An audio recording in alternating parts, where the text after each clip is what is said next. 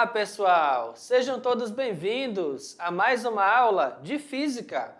Eu sou o professor Maico Maciel e essa é a nossa aula de número 40.1. Ou seja, uma aula, pessoal, que apresenta um pré-requisito, tá? Dá uma olhadinha aqui, ó. Temos um pré-requisito para essa aula e o pré-requisito é o quê? É você ter assistido ao vídeo Teorema do Impulso, tá? Então, aqui, ó, Teorema do Impulso, mãozinha em física. Então, aí é um vídeo curtinho de 18 minutinhos, tá bom? E aí assista esse vídeo anterior, porque ele é um pré-requisito, ok? Mas aí o que nós vamos ver na aula de hoje? A aula de hoje, pessoal, ela entra num conteúdo muito interessante, tá? Dentro da física, chamada impulso. Então falaremos sobre impulso, o que é esse impulso? Que grandeza é esse impulso, né? Falaremos sobre a relação entre impulso e quantidade de movimento, tá? Então vamos relacionar impulso e quantidade de movimento. Tudo bem, pessoal? Então, vamos nessa. Então, olha só, impulso. É muito comum observarmos, né, objetos adquirindo movimento depois de serem impulsionados pela aplicação de uma força. Então você aí já relaciona que para ter impulso, deve haver a aplicação de uma força. Sem força não tem impulso, ok? Então, por exemplo, aqui, ó, vamos pegar uma tirinha aqui da turma da Mônica, né? E o Cascão, ele tá pensando aqui, né? Sempre pronta a ajudar os amigos. Então, ele vai sentar num balanço, né? O Cascão vai sentar no balanço e a Mônica vai empurrá-lo. Ou seja, ela vai aplicar uma força, ela vai aplicar um impulso. E aí o que acontece? Como ela aplica a força não no balanço, mas sim nas suas costas, ela acaba derrubando ele do balanço. Então ele já fica preocupado, né? Essa ajuda já não é tão interessante, porque o impulso é aplicado nele e ele vai tomar a direção e o sentido dessa força e também desse impulso. Então olha só, quando você vai realizar um salto, né? Saltando, você vai realizar um salto, você desenvolve o impulso, você pega um impulso para realizar o salto, porque ali existe o quê? Uma força sendo aplicada. Quando você vai, aqui ó, uma bola ao ser chutada, então você vai conseguir lançar uma bola, né? Um chute. E esse chute na bola é o quê? É uma aplicação de uma força na bola. E em ambos os casos aí, nas duas imagens, né? Tanto saltando, né? A moça vai realizar um salto, né? O jogador vai chutar a bola. Em ambos os casos, você percebe que a força está presente, você tem que aplicar uma força. Mas quando você fala de impulso, você não pode falar só de força. Entra uma segunda variável aí, o intervalo de tempo. Então a força, para você fazer o salto, né? Você vai aplicar uma força, que pode ser constante ou pode ser uma força variável. Quando você vai aplicar um chute, em um dado intervalo de tempo, essa força pode ser variável, não necessariamente constante, mas em ambos os casos existe um intervalo de tempo. Então, quando eu vou falar de impulso, eu devo considerar não somente a força que eu estou aplicando, mas também o intervalo de tempo. Aí você deve estar pensando aí, mas professor, que intervalo de tempo é esse? Eu estou me referindo ao tempo de interação, tá? Tempo de interação entre o corpo que está aplicando a força e o objeto que está recebendo essa força. Então esse tempo de interação, ele também é importante, ele é relevante para você entender a grandeza chamada impulso, tudo bem? Vamos lá, pessoal? Então aqui, ó, quando você tem, né, alguém está praticando parkour, né? Então ele está pulando obstáculos, está praticando parkour. Ou a decolagem de um avião, ele vai ter que decolar. Em todos esses exemplos também você tem a aplicação de forças e um determinado tempo, intervalo de interação entre eles.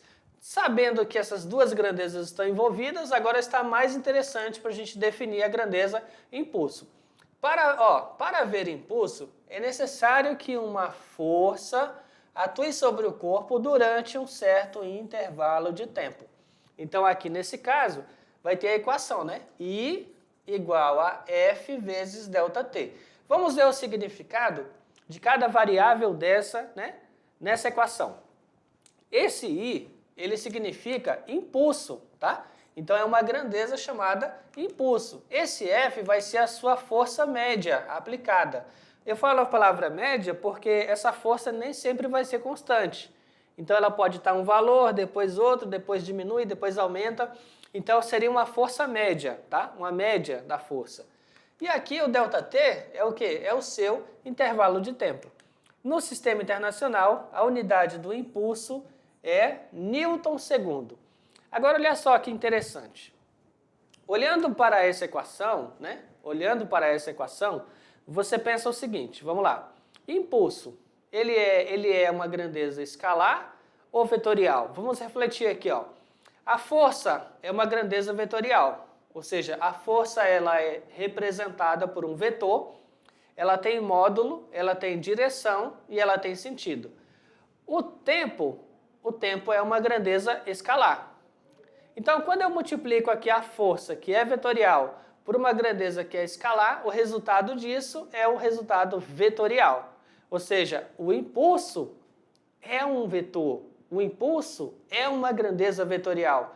Logo, o impulso tem módulo, o impulso tem direção e o impulso tem sentido, tá bom? E aí, se tratando de unidade, é só tu pensar o seguinte, como a força é medida em Newton, como o intervalo de tempo é medido em segundos, então a unidade de medida do impulso é Newton segundo. Tudo bem? Vamos lá, pessoal? Então aqui, ó, se eu for olhar para as unidades, né? Se eu for olhar para as unidades, força é Newton, né? Intervalo de tempo é segundo, então eu posso utilizar aqui Newton segundo. Se eu for detalhar mais, um Newton é 1 quilograma multiplicado por metro por segundo ao quadrado. Ou seja, 1 Newton é isso, certo? Se eu multiplicar aqui por segundo, né, vai cancelar o segundo aqui com o quadrado, e eu vou ter somente o quê? Quilograma metro por segundo, tá? Ou seja, isso aqui é quem? Isso aqui é a sua massa multiplicado pela velocidade, ok? Então, assim, é muito mais usual eu representar o impulso como Newton segundo, do que representá-lo como quilograma metro por segundo. Tudo bem? Continuando, pessoal. Então, ali, ó, vai dar um chute na bola, vai dar um impulso nessa bola e, olha só, o impulso possui a mesma direção e o sentido da força que o causou. Então, se uma força vai estar nessa determinada direção e sentido, o impulso vai respeitar essa mesma o quê? Direção e sentido, tá? Não tem como o pé do jogador causar um impulso numa direção e a bola ir para outra direção, né? O sentido, não tem como causar a força num sentido, o impulso em outro sentido. Então, o sentido vai ter o quê? Mesma direção e mesmo sentido que a força que está causando esse impulso, ok? Por isso que a equação já entrega isso, né? A equação é o quê? O impulso é vetorial, a força é vetorial, aí ela está multiplicando com o tempo, e o tempo é um escalar. Então, o tempo é só um númerozinho que está multiplicando um vetor. Logo, direção e sentido é determinado pela força. A direção e o sentido da força é a direção e o sentido do impulso. Tudo bem, pessoal? Então, olha só, agora vamos ao nosso primeiro exemplo, tá? O nosso primeiro exemplo.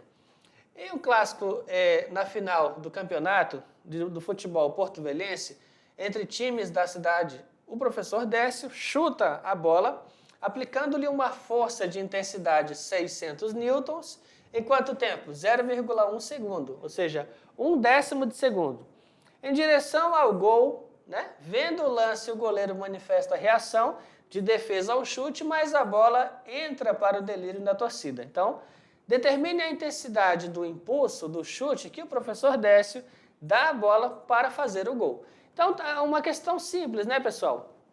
Uma questão que, vamos lá, uma questão que te fornece, ó, a força, te fornece o tempo de interação entre o pé do jogador e a bola e te pergunta qual é o quê? A intensidade do impulso. Palavra-chave, aqui ó, palavra-chave, intensidade. Quando você vê essa palavra na pergunta, intensidade, ela vai vir como sinônimo de módulo, porque assim, impulso é vetorial, certo? Então, para eu saber o impulso, eu teria que saber o módulo, a direção e o sentido. Mas como nas alternativas nós só temos valores, então o que ele está perguntando mesmo é o quê? É o módulo. Só que nem sempre ele vai usar a palavra módulo, então muitas vezes o enunciado traz aqui, ó, com a palavra intensidade. Tudo bem? Vamos lá, pessoal. Continuando. Então, olha só, né? Pegando os dados do enunciado aqui, ó, força 600 newtons, o tempo de interação 1/10 de segundo. Como o impulso ele vai ser o produto, né? A multiplicação da força média com intervalo de tempo, então nós vamos substituir. Ó, força 600 newtons. Qual foi o tempo de interação? 1/10 de segundo, ok? Aí vai multiplicar 600 multiplicado por 0,1, você vai ter 60, tá? Aí 60 o quê? 60 newtons segundos. Essa aqui é o módulo do impulso, tá? 60 newtons segundos. E aí, pessoal, o que vai equivaler aí a letra C, 60 newtons segundos. O impulso também pode ser encontrado, né, através de representações gráficas. Então, é um assunto que você pode trabalhar com gráfico também. No gráfico de uma força constante, o valor do impulso é numericamente igual à área entre o intervalo de tempo da interação. Então, aqui, ó, eu vou fazer um gráfico, né, um plano cartesiano. Na vertical, eu tenho a grandeza força. Na horizontal, eu tenho a grandeza tempo. E perceba que eu posso pegar qualquer intervalo aqui, ó, intervalo T1 e T2, e eu vou ter uma área aqui embaixo, certo? Eu vou ter uma área aqui embaixo. Então, o que está dizendo para mim? Que essa área aqui é numericamente igual ao impulso, tá? Então, a área vai ser numericamente igual ao impulso. Eu não posso dizer que a área é igual ao impulso, porque assim, é uma definição incorreta, né? Porque a área é uma grandeza escalar, lá da matemática. Impulso é uma grandeza vetorial, definida fisicamente. Então, eu não posso dizer área igual a impulso, mas eu posso dizer que se eu tenho um gráfico que na vertical representa a grandeza força, na horizontal representa a grandeza tempo, e eu faço uma determinada curva, né, nesse gráfico, a área abaixo dessa curva é numericamente igual ao quê? Ao impulso. Então, eu estou relacionando área com a grandeza impulso. E por que ela é igual ao impulso? Para pensar. Por exemplo, nesse caso aqui, ó, que eu tenho uma força constante, né, o valor da força é sempre o mesmo. Aí eu pego aqui para medir num tempo T1, depois de um certo intervalo de tempo, aí chega para um tempo T2, e aí eu te pergunto, que figura geométrica é essa aqui? Aí você vai dizer, ah, professor, é um retângulo, né? É um retângulo, exatamente. Então, como é que é a área do retângulo? É o comprimento da base vezes a altura, né? Aí o comprimento da base quem é? Se ele estava no tempo 1 e ele foi para o tempo 2, então o comprimento da base vai ser ΔT, ou seja, T2 menos T1, ΔT. E qual que é a altura? A altura é qual? É o valor da força, tá aqui, ó, F. Então, base vezes altura vai te fornecer a área. Então tá aqui, ó, base, ΔT, altura, força, multiplicando a força média pelo tempo, eu vou ter o impulso. Vamos lá, pessoal? Continuando. Aí vamos a um exemplo agora, né? Falamos na teoria, vamos ver como fica no exercício, né? Esse conceito. Exemplo 2. Dado o gráfico a seguir, que representa a variação da intensidade da força, aí, professor, nesse caso a força não é constante, né? Então, de 0 segundos até 10 segundos, a força é constante. Aqui, ó, esse intervalozinho aqui, ó, a força é constante. Ela vale exatamente 40 newtons, tá? Mas aí, de 10 segundos até 16 segundos, eu estou vendo que a força, ela está decrescendo. O valor da força está diminuindo, está decrescendo. Então aqui a força é variável, exatamente, tá? Então vamos lá. Dado o gráfico a seguir, que representa a variação da intensidade da força F em função do tempo, calcule o impulso no intervalo de 0 a 16 segundos. Ou seja, ele quer o impulso total. E aqui eu vou levar em consideração a definição de que o impulso ele vai ser numericamente igual à área, tá? Então eu vou simplesmente analisar a figura abaixo do gráfico, analisar a figura que eu posso ter, né, geometricamente e chegar no valor dessa área. Vamos lá, pessoal. Vamos por parte. Inicialmente iremos separar a figura, né, em duas. Você vai ter um retângulo e um triângulo, tá? Então aqui, ó, retângulo, triângulo. O retângulo, né, tá em verde. Vou chamar de área 1, tá? A área 1, então, vai ser a força, essa força multiplicada pelo intervalo de tempo, né, que é a base dele. Então, a força é 40, o intervalo de tempo 10 segundos, multiplicou 40 vezes 10, você vai ter 400. Então, essa é a área 1, 400. O triângulo vai ser aqui, ó, tá em azul, né? O triângulo é o seguinte, pessoal, para calcular aqui, ó, área 2 vai ser a força multiplicada pelo tempo. Aí, nesse caso, como se trata aqui, ó, de um triângulo, vai ser o quê? Base, quem que é a base? Se ele está no 10 e vai até o 16, eu vou fazer 16 menos 10. Então, a base vai ser 6. A altura dele continua sendo quanto? Continua sendo 40. Então, vai ficar base, tá aqui a base. Altura, 40, né? Então, base vezes altura dividido por 2. Essa é a área do triângulo. Então, 16 menos 10 dá 6. 6 multiplicou por 40, vai ser 240.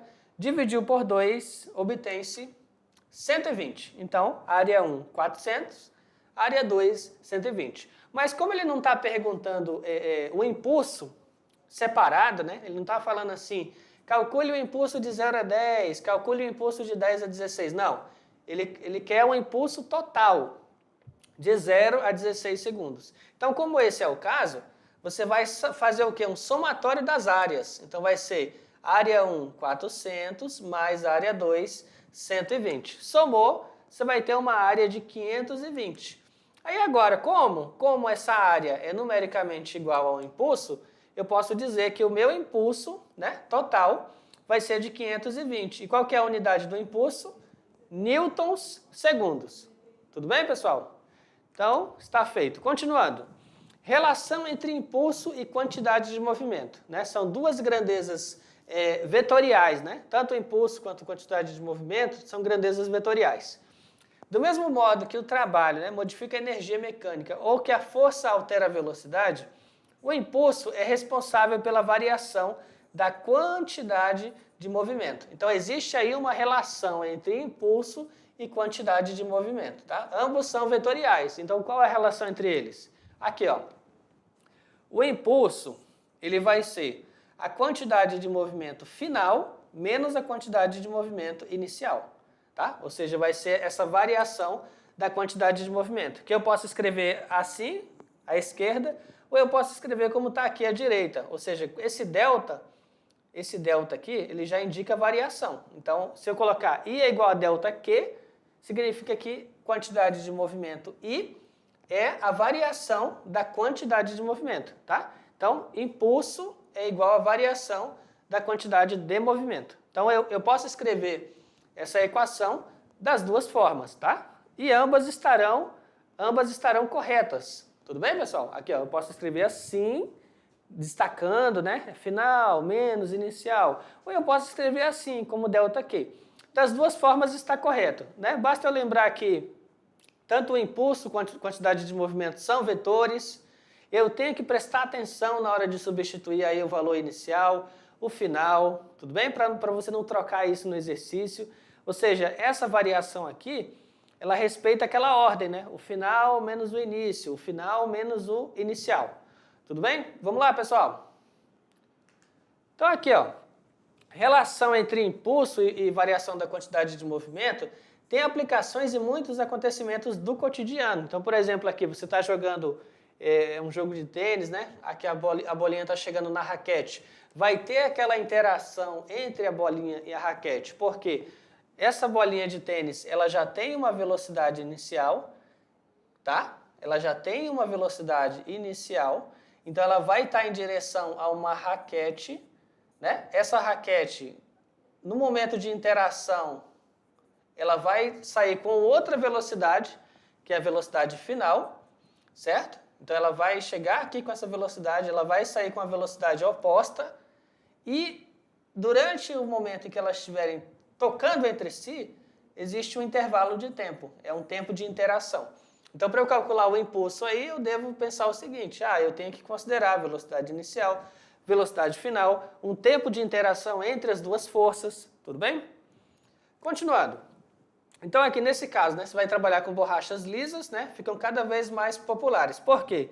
Em geral, as borrachas, né, do pino normalmente oferecem mais controle, né, mas menor variação de rotação. Por outro lado, a borracha lisa tende a dar-lhe mais rotação e velocidade e, nesse caso, com menos controle. Então, olha só.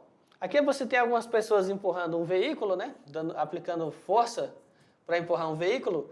Quanto mais tempo, né, levarmos para empurrar um carro, mesmo que não aumente a força aplicada, maior será o impulso sobre ele. Então, onde que eu consigo encontrar um suporte matemático para essa expressão? Vamos lá, aqui, ó. Impulso, aí pessoal, impulso, né, é igual a força média, impulso é igual a força média multiplicada pelo intervalo de tempo. Então, eu tenho algumas pessoas aqui, ó, empurrando o carro. Ok, está empurrando o carro, várias pessoas. Digamos que elas consigam manter essa força que elas estão aplicando constante. Todos estão aplicando a mesma força e constante, não vai aumentar, não vai diminuir. E ao invés de empurrar ali por segundos, eles conseguem empurrar esse carro aí por 30 segundos, até 1 minuto. Ou seja, eles estão aumentando o tempo de interação. Ele, o sujeito causador da força, ele está mais tempo em contato com o corpo que ele está empurrando. Então, meu ΔT está aumentando. Aí dá uma olhada aqui, como o impulso é a força média vezes o intervalo de tempo, se eu mantenho a força constante e eu aumento o tempo de interação, naturalmente o meu impulso vai ser maior. Ok, pessoal? Então, às vezes a gente pode ser levado a pensar que para ter maior impulso, eu vou ter que empurrar com mais força. Será que é isso mesmo? Então, era outra opção. É outra opção. Digamos que eles vão empurrar um carro só por 3 segundos. Mas aí, numa situação, empurrou ali com uma quantidade de força. Mas só 3 segundos. Aí, num outro momento, chega alguém muito mais forte lá e aplica uma força bem maior. Também por 3 segundos. Nesse caso, também o impulso será maior. Mas aí, no caso que eu estou mencionando aqui, é um caso contraintuitivo. Aquele onde se aplica a mesma força, mas por um intervalo de tempo maior. Aí você fala o quê? O impulso também vai ser maior. Isso, pessoal, é para você ter em mente que a grandeza vetorial e impulso é uma grandeza que depende de força e de tempo. Não apenas de uma, não apenas de outro. Ela é direta proporcional, tá? Diretamente proporcional. A força diretamente proporcional ao tempo. Vamos lá, pessoal? Continuando. Então aqui, ó, goleiros, por que os goleiros utilizam luva? Dá uma olhada na luva aqui, ó. Dá uma olhada na luva. Aí você fala assim, eu sei, professor, eu sei a resposta. Eu sei por que o goleiro utiliza luva. Ele utiliza luva para não machucar as mãos. Será que é por isso? Será que a explicação é essa, né? O cara tá jogando hóquei aqui, ó. Tá jogando hóquei e tá chegando um disco de hóquei na mão dele, né? Ele vai segurar. Aí você fala, professor, ele tá usando essa luva aí para não machucar a mão. Com certeza é isso. Será que é só isso? Aqui, ó, eu tenho um jogador, né? O goleiro, ele está recebendo a bola, também vai segurar, também com luvas, né? Grandes, espessas. Qual é a relação disso com o conteúdo da aula de hoje? O que isso tem a ver com impulso? E a resposta é, tem tudo a ver, tá? Por quê? Olha lá, ó. Eles utilizam luvas porque aumentam o tempo de interação entre a mão e a bola. E se aumenta o tempo de interação, minimiza a força. Aí você fala, calma lá. Vamos ver se você entendeu. Vamos lá, né?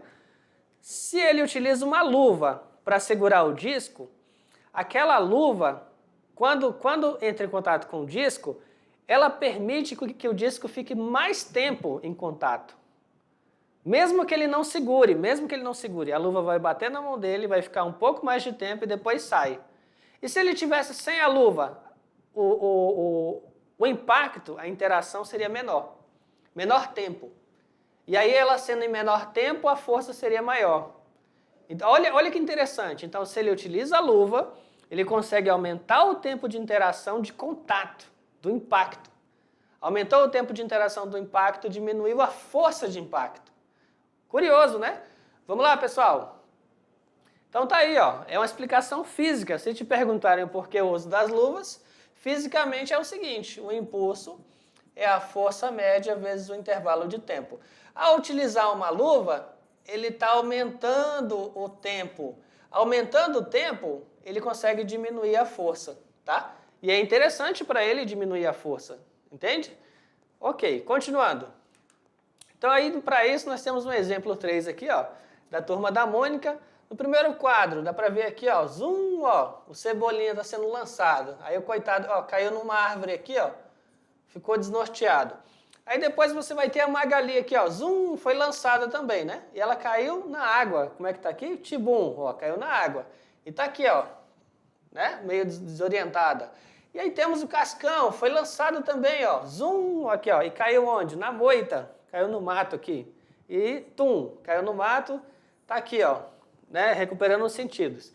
E aí na última tirinha aparece a Mônica, meio sem graça, né? E ela tá o quê? Num trampolim, numa gangorra, e mostra que ela é a causadora de todos esses lançamentos, ela é a causadora desses impulsos, né? Então ela que fez o impulso, ela que está aplicando uma força, tendo um tempo de interação aqui e está lançando eles, está impulsionando cada um deles. Então vamos lá.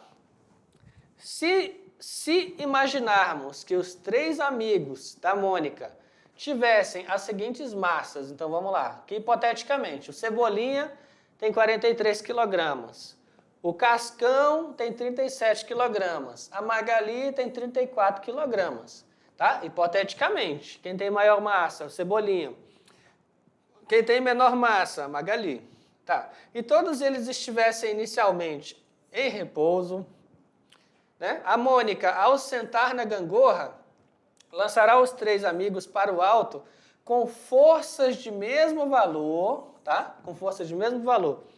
Vamos supor que a Mônica usa a mesma força em todos os casos e no lançamento o tempo de interação entre cada uma das crianças e a gangorra seja de 0,09 segundos. Então, olha que coisa interessante. Informações essenciais para se destacar aqui. Vamos lá. Vamos apagar aqui. Forças de mesmo valor. Então, assim, são 3 crianças de massas diferentes, mas a força 1 igual a força 2 igual a força 3. É a mesma força. E o tempo de interação para cada um deles também é o mesmo tempo. Então, calma lá. O tempo é igual para todos eles. O intervalo de tempo é igual para todos eles.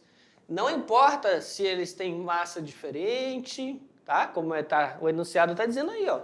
Todos têm massas diferentes. Mas o mesmo enunciado está me dizendo que ela aplica forças iguais para cada um deles e que ela tem um tempo de interação também igual para cada um deles. Então já é uma dica, né? Se o tempo de interação é igual e ela aplica a mesma força para cada um deles, o que vai ser igual para todos eles? Já sabe a resposta? O que vai ser igual para cada um deles? Vamos lá, pessoal? Então, olha só. Qual dos amigos da Mônica, ao serem lançados, terá maior quantidade de movimento? Justifique. Vamos lá. O impulso é determinado pelo tempo de interação, né? De interação da força aplicada. Em todos os casos, não houve mudança nessas 2 grandezas físicas. Portanto, a quantidade de movimento vai ser a mesma, tá? Então, o impulso vai ser o quê, pessoal? Aqui, força média vezes intervalo de tempo. A força foi a mesma, o tempo foi o mesmo, então o impulso vai ser o mesmo e a quantidade de movimento vai ser o mesmo. Letra B. Se a Mônica pudesse imprimir a gangorra uma força equivalente a 2.000 newtons, opa, já deu a força média aqui, ó. Calcule a velocidade de cada criança que cada criança irá adquirir. Então vamos lá. Sabendo que o impulso é a variação da quantidade de movimento, e aí eu posso reescrever assim, né? Quantidade de movimento, variação, quantidade de movimento final, menos quantidade de movimento inicial. Aí o impulso eu posso escrever como força média multiplicado pelo intervalo de tempo, tá? Então olha só, como no início o enunciado fala que as crianças estão em repouso, então eu vou escrever assim, ó. Quantidade de movimento inicial é a massa vezes a velocidade inicial. Como elas estão em repouso, a velocidade inicial é zero, então a quantidade de movimento inicial também é zero. Então fica assim, quantidade de movimento final menos quantidade de movimento inicial, zero, perfeito. Igual, força, quanto? 2.000. Intervalo de tempo, quanto? 0,09, perfeito. Então agora, multiplicar, né? Aqui, ó, 2.000 multiplicado por 0,09, você vai ter 180 quilogramas vezes metro por segundo, tá? Essa aqui é a quantidade de movimento final. Aí você fala assim, professor, por que quilograma metro por segundo? Porque, pessoal, quantidade de movimento é a massa vezes a velocidade. A unidade da massa é o quilograma. A unidade da velocidade é o metro por segundo. Então, você vai ter exatamente essas unidades. Quilograma, metro por segundo. Tudo bem? Continuando. Então, como a quantidade de movimento é a massa vezes a velocidade, eu posso, nessa mesma equação, isolar a velocidade. Aí eu vou ter que a velocidade vai ser a quantidade de movimento dividido pela massa. E olha só, quantidade de movimento final, 4.180, né? Massa da Magali, 34 kg. E aí eu vou substituir. Você vai ter aqui 180 dividido para 34, você vai ter 5,29 metros por segundo. Multiplicou esse valor aí por 3,6, vamos obter 19 km por hora. A massa do cascão, 37 kg. Dividiu 180 para 37, que é a sua massa, obtemos 4,86 metros por segundo. Multiplicou essa velocidade por 3,6, obtemos o quê? 17,5 km por hora. Perceba que a velocidade da Magali já ficou maior, né? É maior que a velocidade do cascão. Agora a massa do Cebolinha, 43 kg. Velocidade, o 180 multiplicado por 180 dividido por 43, 4,19 metros por segundo. Convertendo aqui para ser quilômetro por hora, multiplica por 3,6, você vai ter 15,1, o quê? Quilômetros por hora. Então, vamos lá. Apesar do impulso, né, ter sido igual, né, o impulso foi igual. Mas se o impulso foi igual, vamos refletir um pouquinho aqui. Se o impulso foi igual, eu posso afirmar aí com certeza que a velocidade vai ser igual? Porque impulso não é velocidade. Cuidado, né? Impulso não é velocidade. Então, o impulso foi igual porque ela aplicou a mesma força para 3 situações diferentes. O tempo de interação foi igual nas 3 situações diferentes. Então, o impulso é a força média vezes o intervalo de tempo. Então, o impulso foi igual. Agora, velocidade, ela vai depender de quem? Ela vai depender da quantidade de movimento e da massa. Como as massas são diferentes, então a velocidade vai ser diferente. Vamos lá, pessoal? Então aí, ó. Olha o que aconteceu. Vimos que nesse caso aqui, ó, cada criança possuía a mesma quantidade de movimento, não implicou em ter a mesma velocidade, pois quanto maior a massa, menor a velocidade adquirida. Então, o Cebolinha, com maior massa, obteve menor velocidade. Se fosse uma prancha, ó, teria se deslocado visivelmente para trás. Então, tem um cara sobre uma prancha, né? E tem um cachorrinho. Se de repente ele começa a andar, né, para frente, então ele vai ter o atrito, vai aplicar uma força para frente, pela conservação da quantidade de movimento, a prancha vai ser deslocada para trás. Mas aí no caso de um navio, né? Como se trata de um navio, uma situação semelhante, você tem um navio e ele tem várias toneladas, o efeito da variação da quantidade de movimento sobre ele é imperceptível. Então, o efeito da quantidade de movimento, que seria em uma prancha, né? Tem alguém sobre ela aqui, aí o cara vai andar para frente, né? Você vai ter uma reação, uma variação de quantidade de movimento igual a zero. Isso é perceptível na prancha. No caso de um navio, a massa dele é muito grande, então ele quase não vai ter essa variação de quantidade de movimento. Porque as pessoas que estão se deslocando, a massa delas vai ser irrisória em relação às toneladas, ou seja, a massa do navio. Então podemos escrever matematicamente que a conservação da quantidade de movimento como variação da quantidade de movimento igual a zero. Significa que a quantidade de movimento final menos a quantidade de movimento inicial é igual a zero. Em outras palavras, a quantidade de movimento final é igual à quantidade de movimento inicial. E agora vamos ao exemplo 4. Um casal dançando numa pista de gelo. Um homem possui massa de 80 kg e a mulher massa de 60 kg. Se no momento em que o homem soltar a mulher, adquirir uma velocidade de 1 metro por segundo, e sabendo que os dois adquirem a mesma direção, mas sentidos opostos, qual a velocidade adquirida pela mulher? Então vamos lá. Nesse caso você vai ter massa do homem, 80 kg, massa da mulher, 60 kg, velocidade do homem, 1 metro por segundo.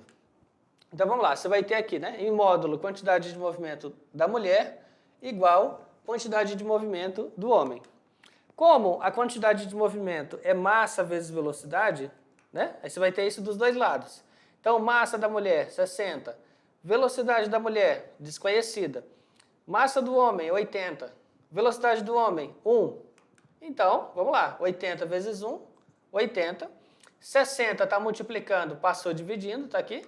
E aí você vai dividir aqui, ó. 80 dividido para 60, vai obter 1,33 metros por segundo. Ou seja, aqui você vai arredondar a resposta, pessoal, para a letra B, 1,3 metros por segundo. Vai ser a letra B. Essa questão, vamos lá, vamos voltar aqui. Essa questão da conservação da quantidade de movimento igual a zero, né? Você vai ter o impulso. Impulso igual a quantidade de movimento igual a zero. Se eu digo que a variação da quantidade de movimento é igual a zero, significa que eu estou colocando assim, quantidade de movimento final menos quantidade de movimento inicial igual a zero. Aí você substitui ambos, né? Massa vezes velocidade final menos massa vezes velocidade inicial igual a zero. Toda essa expressão aqui, né? Está negativa, passa para o outro lado da equação. Aí você vai ter massa vezes velocidade final igual massa vezes velocidade inicial. Então, essa expressãozinha aqui, ó, vai ser garantida, né? Porque a quantidade de movimento é conservada. Aí, nesse caso, pessoal, né? Como se tratam aí de corpos diferentes, né? Vou colocar aqui massa 1, massa 2. Você vai ter quantidade de movimento do homem e quantidade de movimento da mulher. Sendo que a quantidade de movimento é uma grandeza vetorial, né? Massa vezes velocidade, ela é uma grandeza vetorial, que tem módulo, direção e sentido. E tem como unidade o quê? Quilograma, metro por segundo. Ok? Então, pessoal, olha só, esta foi a nossa aula de hoje, tudo bem? Eu espero que você tenha gostado e, ei, até a próxima. Tchau, tchau.